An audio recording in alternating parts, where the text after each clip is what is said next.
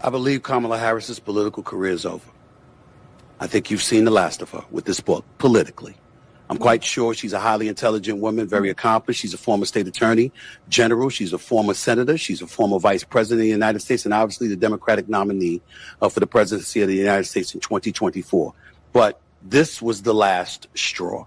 And I'm going to tell you why.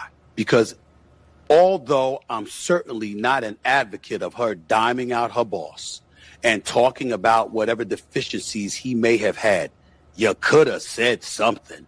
You could have done something other than what you did. And I don't want to hear about 107 days and that's all you had. You know what 107 days gave you? It gave you the opportunity to take over the campaign and do it your way instead of capitulating to what his people wanted you to do and you doing whatever you thought was necessary under the realm or the guise of loyalty and costing, and in some people's eyes, costing yourself the presidency. There are things that she could have done that was more effective. Don't get me started with her appearance on The View. Don't get me started with when Sonny Houston looked at her and said, is there anything that you would do differently than Joe Biden? And I can't think of anything. Nobody wants to hear that. When the country was in the state that it was in, and we knew that change was the order of the day, and you had a candidate that was not only using her rhetoric, her verbiage, and the lack thereof from him, but also was accusing her as hiding and engaging in his own definition of machismo or misogynism or whatever you want to call it, to point out how he was a man's man and he goes everywhere and he talks to everyone,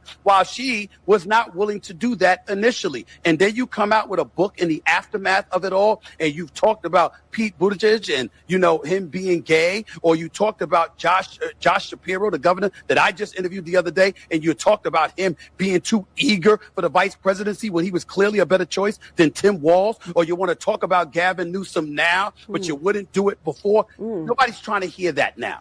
That is a candidate that's on her way out the door, and I'm not saying I wish it.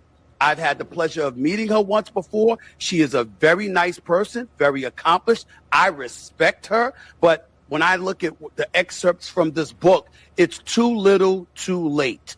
And that's what this comes down to. As far as I am concerned, I believe, and I hope I'm wrong, but I believe her political career is over. The minute people buy the book and read it with the stuff that she could have said and the stuff that she could have done, but refrained from doing, which obviously contributed to her losing the election, it's too little, too late. Are you in it to win it or not?